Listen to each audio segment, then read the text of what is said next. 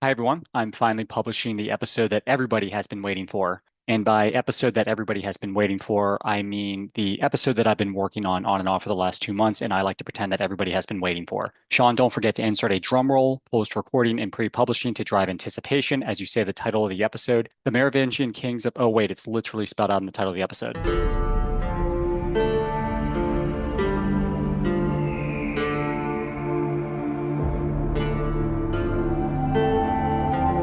Hello, everyone. My name is Shawn, and welcome to Sagas with Shawn, Gods and Kings.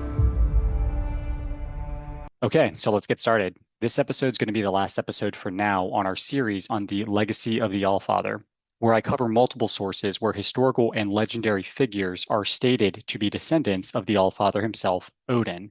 We have covered the legendary kingdoms of Norway, Sweden, and Denmark, with Norway's legendary king Shaman being the son of Odin and of the goddess Skadi. Skadi's actual husband Njord being given the kingdom of Uppsala in Sweden by Odin, and then we have Skjold, the namesake of the house of Skjoldung, also a son of Odin, forming the legendary kingdoms of Denmark.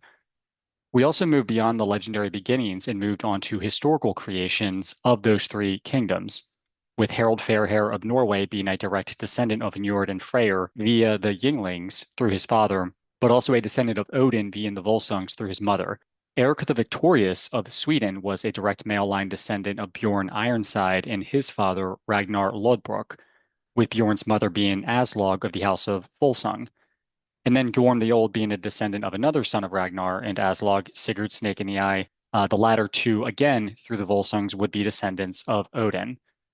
We also discussed the Anglo-Saxon kingdoms of England, all claiming descent from Woden, the Anglo-Saxon version of Odin as well. And we will go on to one of those kingdoms a little later.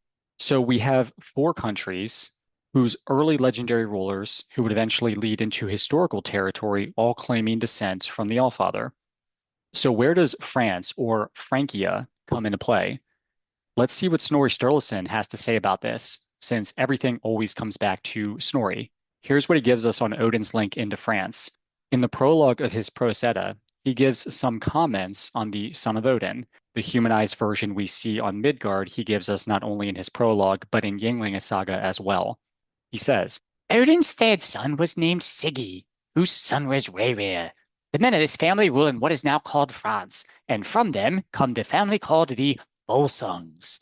Then later in the Prose Edda's third section, Skadskaparmal, it says, Yngvi founded the dynasty of the Ynglings, Skjold in Denmark, and Volsung in France. So Snorri is wrapping up talking about the founders of the legendary houses we have discussed. However, earlier in this section, he mentions Yngvi being the son of a Halfdan the Old.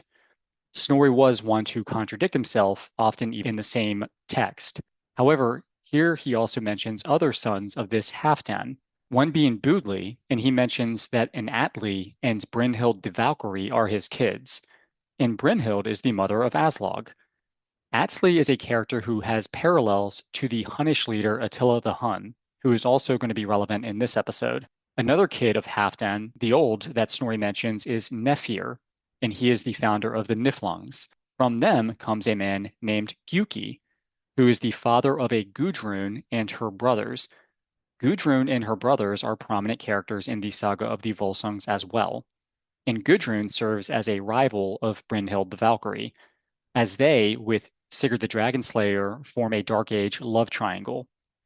Her father Giuki and his family parallel the Burgundians, a people in a more southern part of what we now know of as France, who we are going to discuss in a little bit with the Merovingians. So a loose connection between the aforementioned Volsungs and the Merovingians, who were the kings of Frankia for roughly 250 years shortly after the fall of the Western Roman Empire. This would be in the early 500s through the mid 700s, with them holding smaller kingdoms for the decades prior.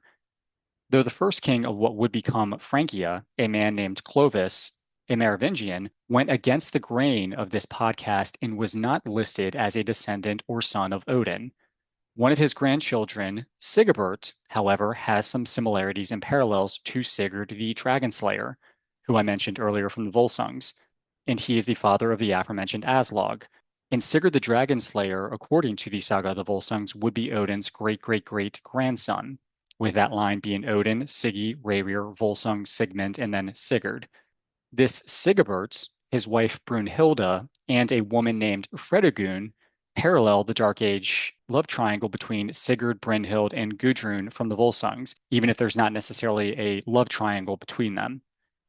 So since the timeline I have not unentirely made up through a series of middle school level math does not line up with the parallels of these characters, it's clear the author of the Saga of the Volsungs and other Norse sources that we have discussed being written for the most part in the 13th century clearly tied in some historical characters that would have been found in or around the timeline of the Merovingians.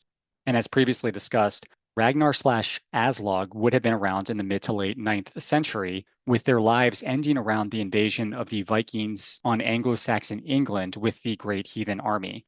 So if you go up one generation from Aslog to Sigurd the Dragon Slayer and review his similarities to Sigeberht, who would have been around in the 6th century, it certainly does not line up. We're missing about 300 years. Before my social media comments are bombarded with the Phantom Time conspiracy theorists claiming that sagas with Shawn gods and kings are speaking the truth. And I guess that theory states that 300 years in the Dark Ages did not happen, though according to that theory, it would have been in the early 7th century through the 10th century that did not happen, and not the 6th century through the 9th century. I guess it is funny there would have been a lot of overlap here in the years that would not have happened, so somewhat close, I guess. Huh. Anyway, let's go ahead and get into the Merovingians. And the primary source that we're going to be using is a man named Gregory of Tours, who was somewhat of a near contemporary source close to the time of the characters he wrote about. Since Gregory wrote his work, The History of the Franks, in the late 6th century, his rhetoric and accounts gives us a better idea of what may have happened when compared to the Norse sagas writing about gods and kings many centuries after the timeline they wrote about. On this podcast, we have briefly discussed Bede, a Northumbrian monk, who gives us an account of events during his own life in the Anglo-Saxon kingdoms in the late 600s, that kingdom being Northumbria. We have discussed Gildas, who wrote about the pagan Anglo-Saxons invading post-Roman Britain. And now we have Gregory. And all three have clear opinions of other cultures and religions and people, often negative. Keep in mind that these authors were Christian, and most likely in their worldview, everything on Earth was caught in a struggle between two cosmic forces, the Christian God, representing good, and Satan, representing evil. It's easy from that lens to see your own side as righteous, and those outside your faith as dangerous or lost. That is not unique to Christianity. It's a very human way of simplifying the world into light and dark, and good and evil. And yes, I do think this kind of binary worldview can be very dangerous, and it is still relevant today. But with Gregory, we also have to remember the world he was writing about. The Western Roman Empire had just collapsed. Everything that once seemed orderly and divine was gone, replaced by pagan warlords carving up kingdoms in what used to be a world that made sense to them.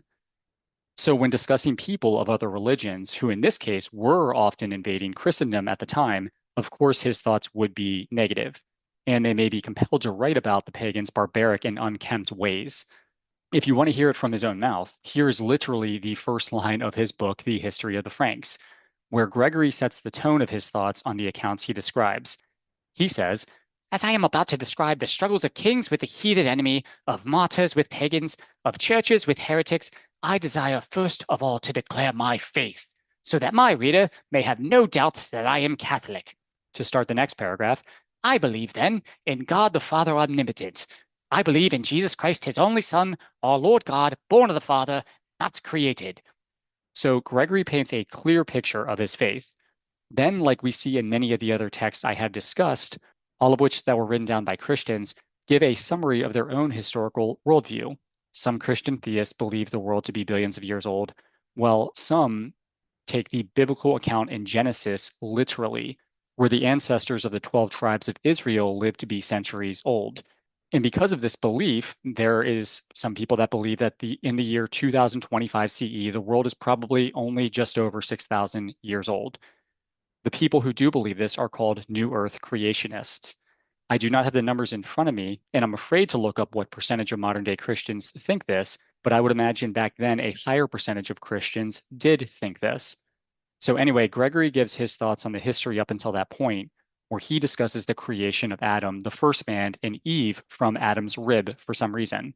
He then says, "Now from Adam to Noah are 10 generations, namely Adam, Seth, Enos, Canaan, Malalahil, Jareth, Enoch, Methuselah, Lamech, Noah. In these 10 generations, 2,242 years are included." So per my math in the previous episode, I argued that per Hemskringla, a generation was roughly 31 years. However, the math here says a generation would be 224.2 years, screwing up my timeline in my failed attempt to bridge every mythology and history together in this podcast. Now, I did read Genesis from the Bible last year to see what the fuss was about, and per my notes, Adam lived to be 930, Seth 912, Enos 905, Canaan 910, Malalahil 895, Jared 962, Enoch died as a baby at 365, Methuselah 969, he was the eldest, Lamech 777, and then Noah 950. Noah is obviously the guy who built the ark to survive the great flood. And if you remember, the Anglo-Saxon Chronicle adds a son of Noah born on the ark, not mentioned in the Bible, to link the family in Genesis to the early kings of Anglo-Saxon England. However, per my notes last year, Noah would have died 2006 years after the creation, not the 2,242 that Gregory states. Maybe I messed up. So if you are going to put me up against Gregory of Tours in the game show who is right about the literal biblical account of creation, I will concede, Gregory, this one is yours. Anyway, Gregory wants to paint the picture of the world prior to the Merovingians. He continues to the creation of the 12 patriarchs of Israel, goes into the founding of the Roman Empire, the life and death of Jesus Christ, and how Jesus, prior to dying, was actually married to Mary Magdalene, and they had a daughter named Sarah who fled to southern France, keeping the bloodline of Jesus going until they married into the Merovingian kings of France. The blood of Jesus, which was actually what most thought of was a holy grail, a cup, and the bloodline kept going until present day with a woman named Sophie Nauvoo, proving that Dan Brown's The Da Vinci Code is based on a true story. I'm kidding, obviously. Gregory of Tours did not say that because he died in the 6th century and would not have known about Sophie or Tom Hanks. But his account of the history of the Roman Empire and the life and death, of Jesus, he does actually cover. The first book of the history of the Franks ends when he describes the death of a Saint Martin of Tours, which Gregory states, "Now from the suffering of the Lord to the passing of Saint Martin, 412 years are included. And here ends the first book containing 5,597 years which are reckoned, from which the beginning of the world to the death of the holy Bishop Martin." So now enter the Franks, in this case the Merovingians, who, not unlike the Angles, the Saxons, and the Jutes with England, capitalized on the fractured and overexpanded Western Roman Empire to carve out kingdoms for themselves, this time in what is now a large part of the mainland of Western Europe. Primarily, we would now know of as France.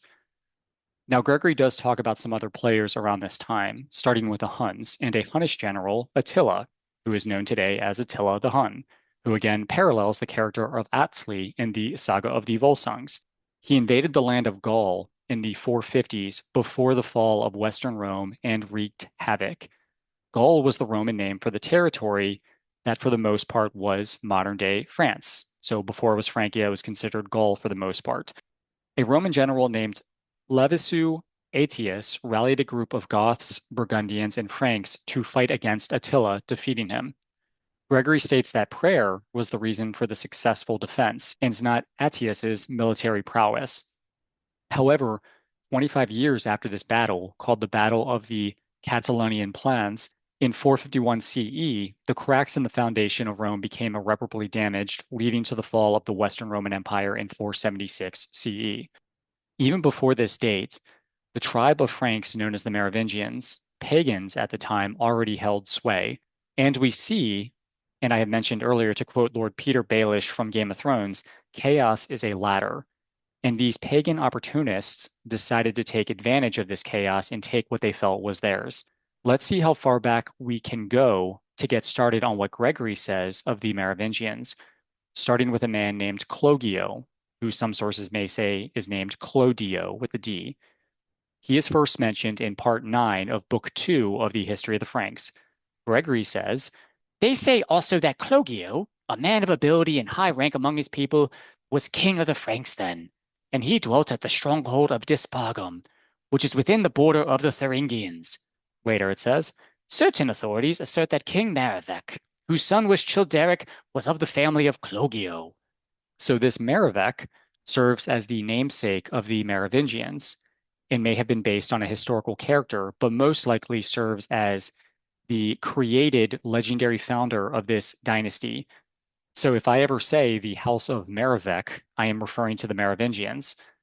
Now, another source, a bit later than Gregory, which is called the Chronicle of Fredugar, states that Merovech may have actually been the son of a sea monster or a sea creature who approached Clogio's wife while she was bathing in the sea. The monster approached Merovech's mother, and she asked what the hell the monster wanted. And the monster replied, I'm gonna eat about tree fitty. At that point, Clogio's wife realized the monster was actually the Loch Ness monster and wondered why he was in Frankia and not in Scotland, which I guess would be Pickland at that time. I'm kidding, obviously, and maybe I'm aging myself with that joke slash reference. But to be topical with this podcast and the topics we covered, let's say that in this legendary account, the sea monster parallels Jormungandr, the world serpent, and he would also be the son of Loki, bringer of Ragnarok, in which I'm going to stretch with my narrative and state that maybe Ragnarok is simply a change of the times, and at the time, the post-Roman world be changing. And the humanized version of this change is Merovech, son of the sea monster and the wife of Clodio. And we will see another potential mythological connection to another mythology later in this episode with the sea creature.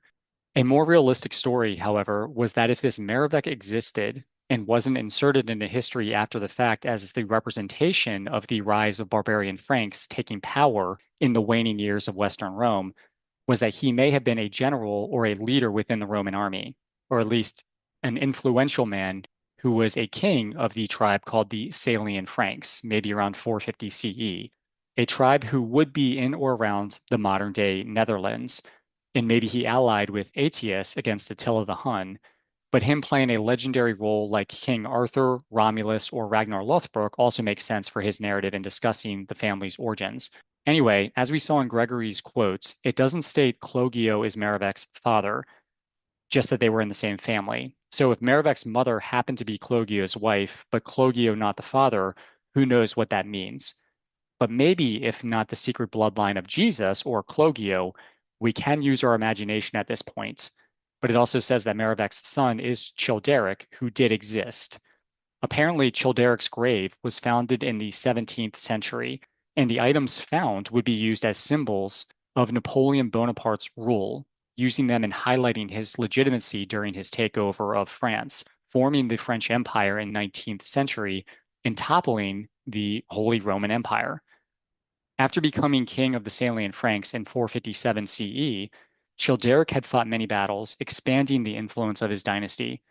Gregory refers to him as the king of the Franks in part 12 of book 2. In that section, he describes his marriage to a woman named Basina, who was initially married to a man named Basinas.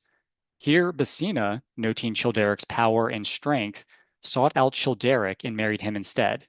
Per Gregory, Basina answered, I know your worth, she said, and that you are very strong, and therefore I have come to live with you.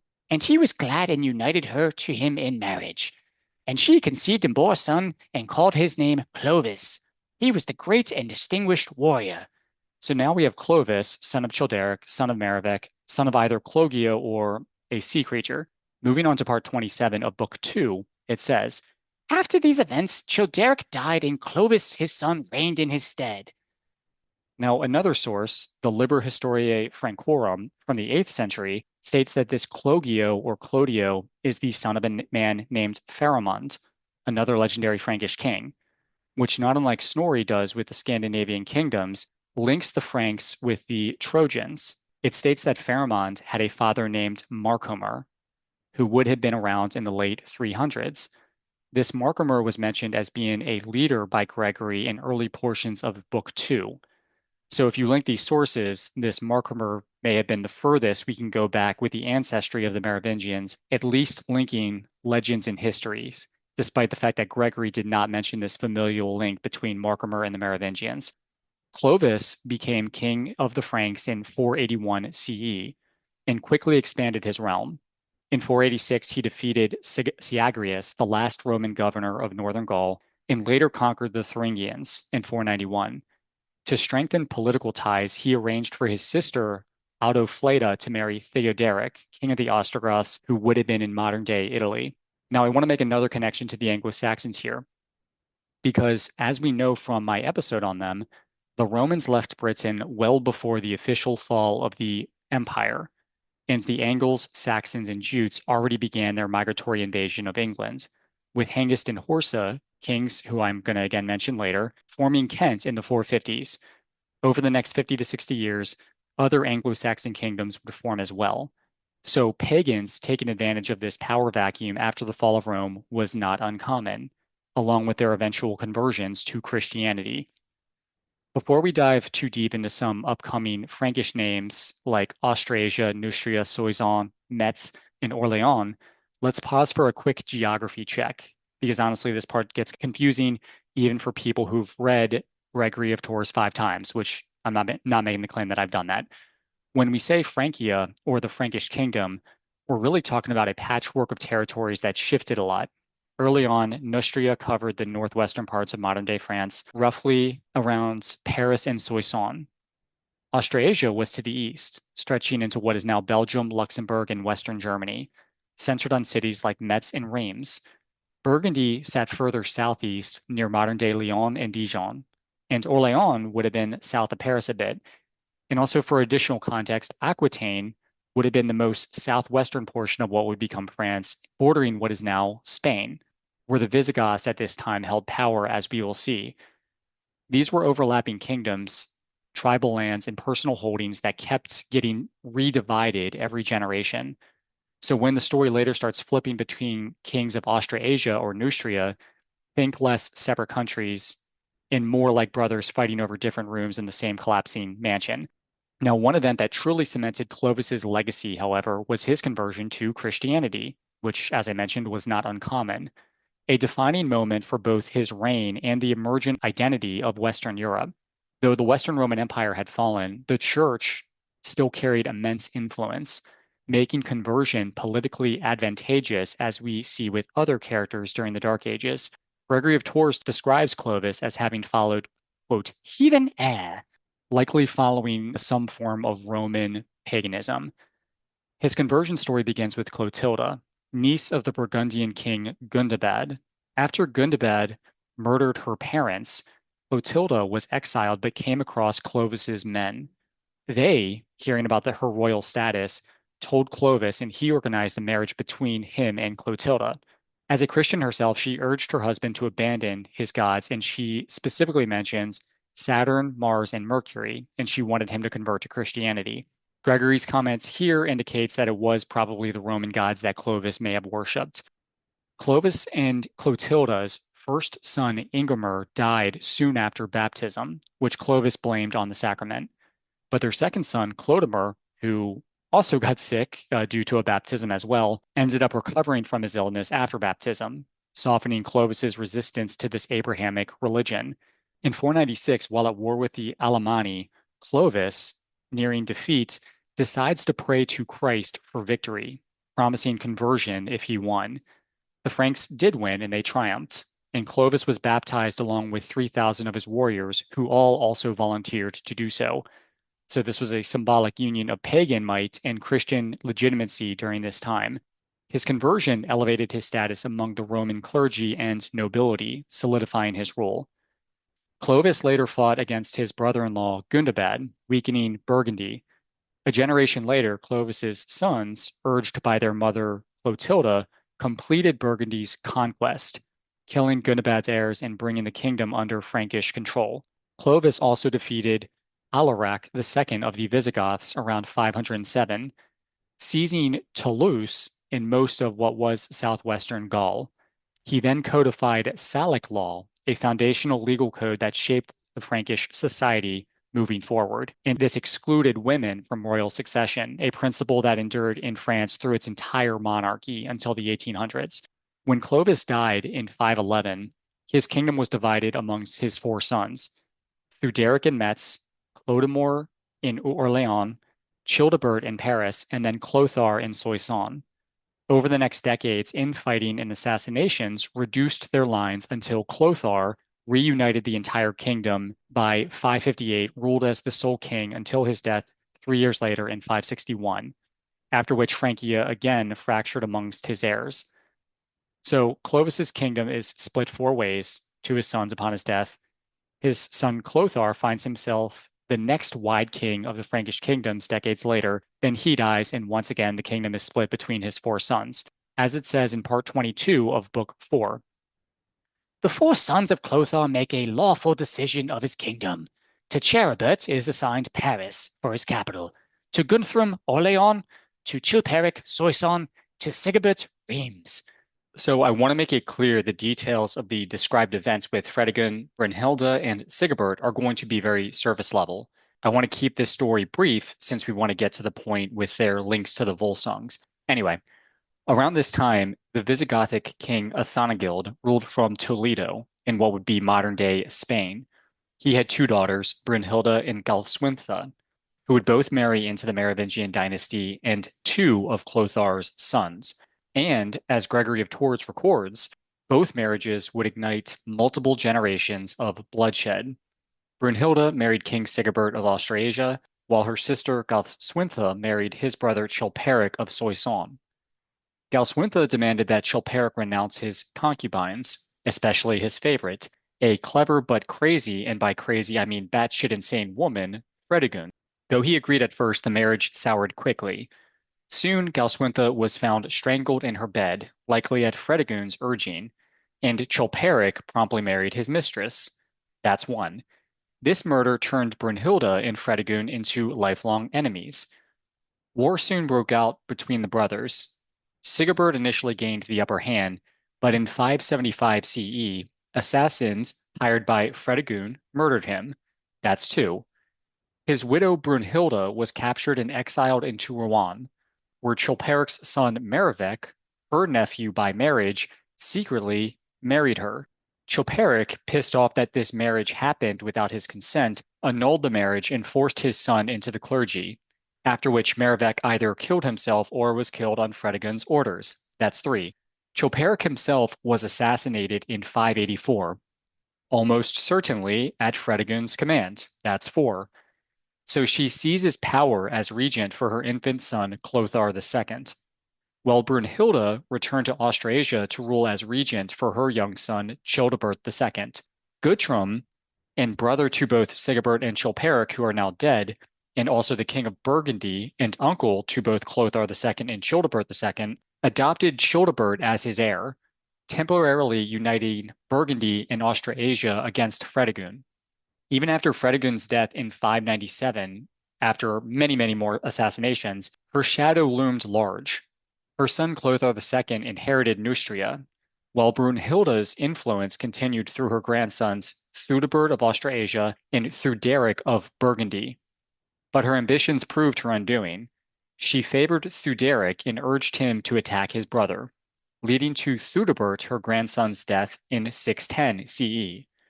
Outraged by her manipulations, the Austrasian nobles turned on her and invited Clothar II, again son of Fredegund, to invade. In 613, Brunhilda was captured and executed brutally, tied to horses and torn apart.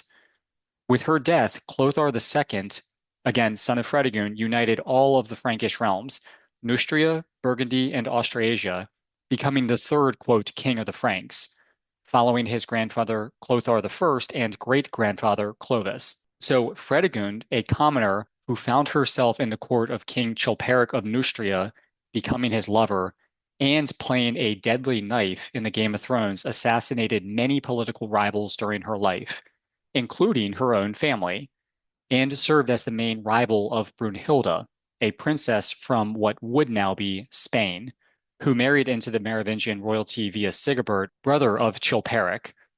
Both women, despite being in a realm following Salic law, which disallowed women from being monarchs, served as the most powerful players for decades in this kingdom, shaping the history of the Merovingians and of Europe. As far as the Merovingians go, over the next 125 years from this point, their power waned. As another family, the Carolingians, who held positions of power despite their initial lack of royalty, would over time usurp the Frankish kingdoms from the Merovingians, with one of their kings, Charlemagne, forming the Holy Roman Empire in 800 CE. The Holy Roman Empire was supposed to serve as the sequel to the Western Roman Empire, which, as mentioned, fell 324 years prior in 476, leading to the rise of the Merovingians in the first place. This empire, the Holy Roman Empire, would last until 1806, just eclipsing being a millennium old. Now, quick request for any listener not related to the episode, if anybody versed in history of the late 18th and early 19th century, which I'm not, knows of any diplomatic relations between the Holy Roman Empire and at that point the newly created United States of America between 776 and 1806, please let me know. I would be very interested in hearing about that. Now, before I move on to the Volsungs, I did want to say that before we try to force comparisons between Sigurd the Dragon Slayer, descendant of Odin, and Sigeberht, grandson of Clovis, I did want to say that we actually do find a descendant of Odin in the Merovingian line with what Gregory gives us that I wanted to cover. So remember the four sons of Clothar I were Chilperic, Sigeberht, Guthrum, and then Charibert. This Charibert, king of Paris, had a daughter named Bertha. This Bertha, again a Merovingian princess, was sent to Anglo-Saxon England to the kingdom of Kent. Again, as we discussed in previous episodes, formed by the Jutish brothers Hengist and Horsa, great-great-grandsons of Woden, the Anglo-Saxon Odin. She was sent there to be the bride of King Ethelbert of Kent. Ethelbert was a pagan. However, in allowing this princess in his court to marry him, the Pope was also able to arrange a bishop called Augustine to accompany her to this pagan's court. Slowly, their influence convinced Ethelbert to convert to Christianity in roughly 600 CE. So we have two princesses in this episode convincing their men to convert.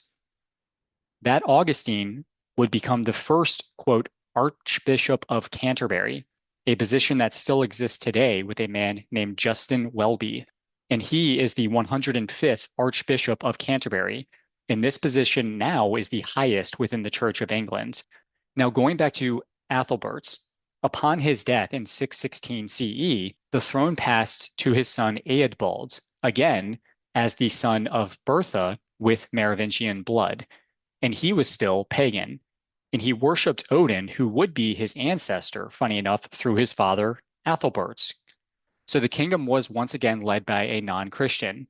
And the second Archbishop of Canterbury, a man named Laurentius, feared due to this new pagan king and his predecessor's efforts to Christianize Britain were in vain, tried to leave the island.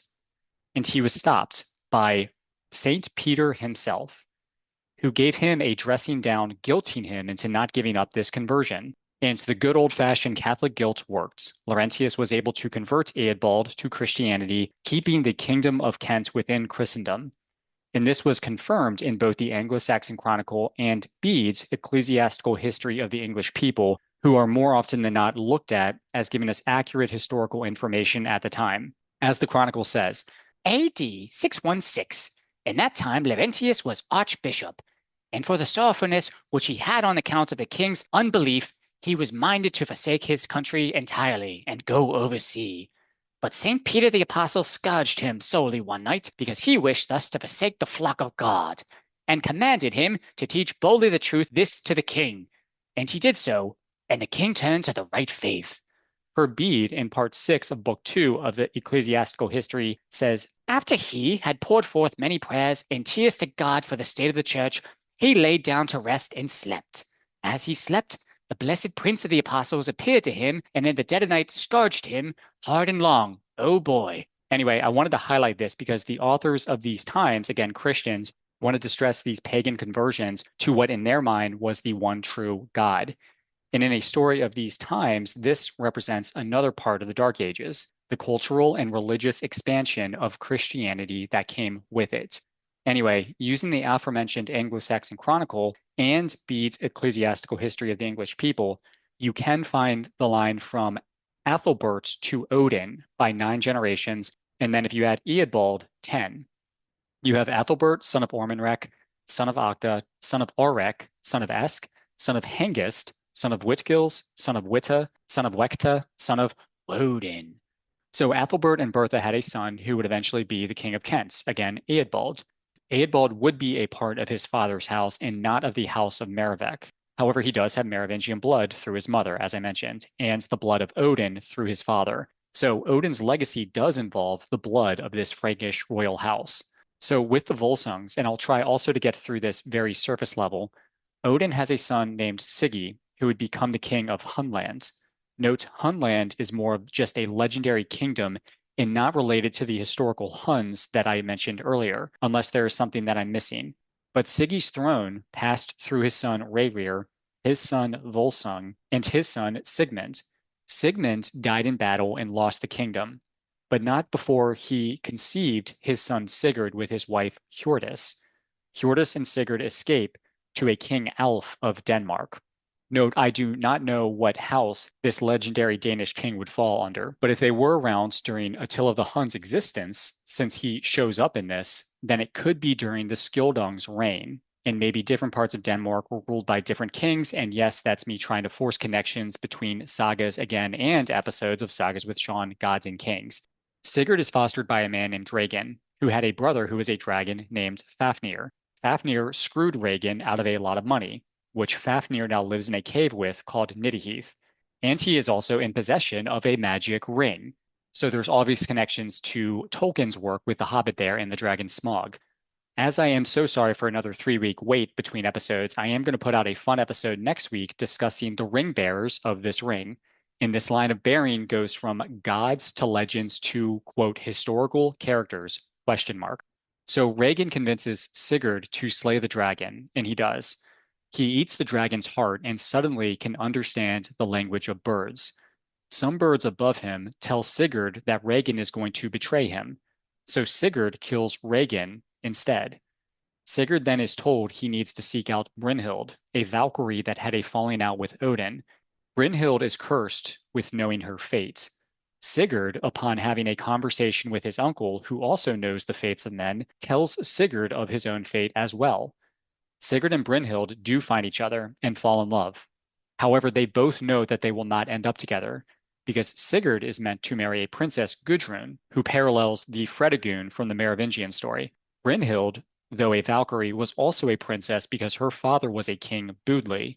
She was also the brother of Atli, who is based on Attila the Hun.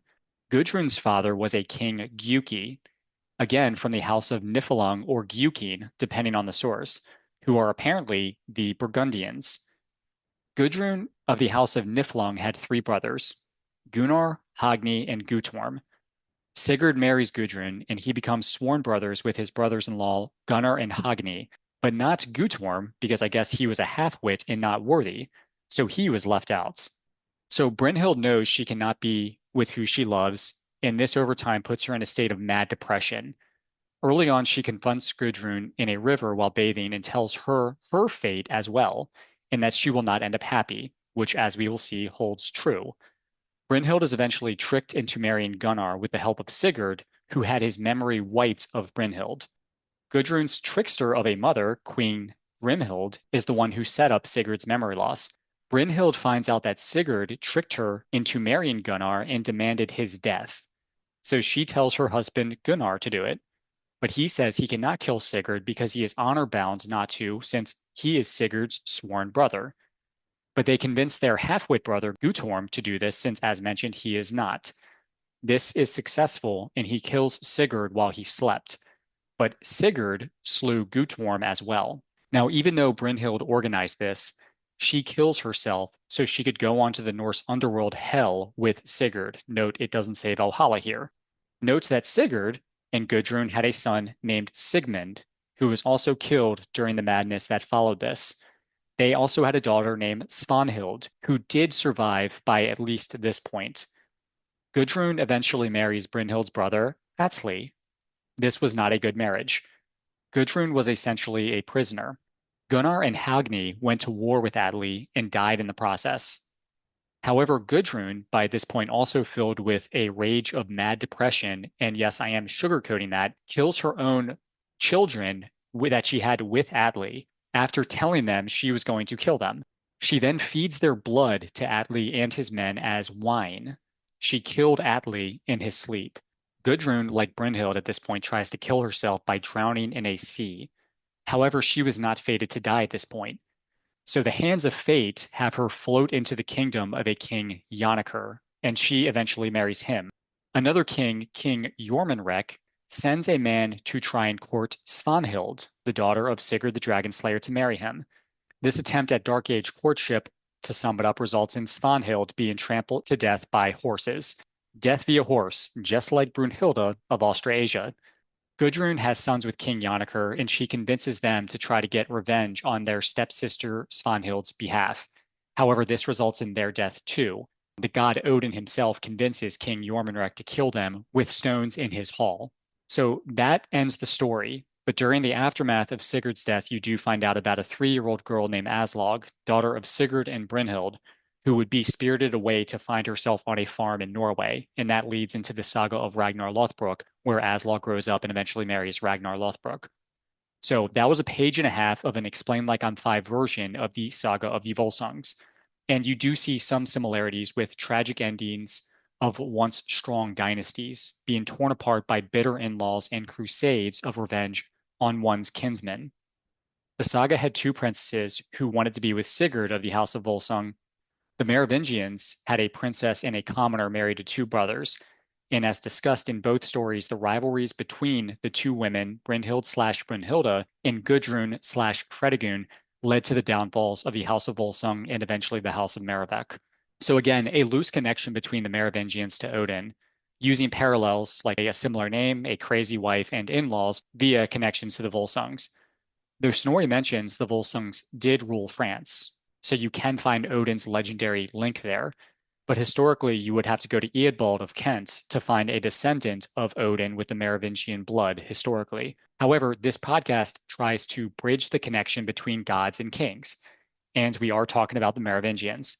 So we need to briefly discuss Jesus's secret bloodline, which some say leads to them being the Merovingian kings. The core of this so-called holy bloodline theory is that Jesus Christ and Mary Magdalene were married.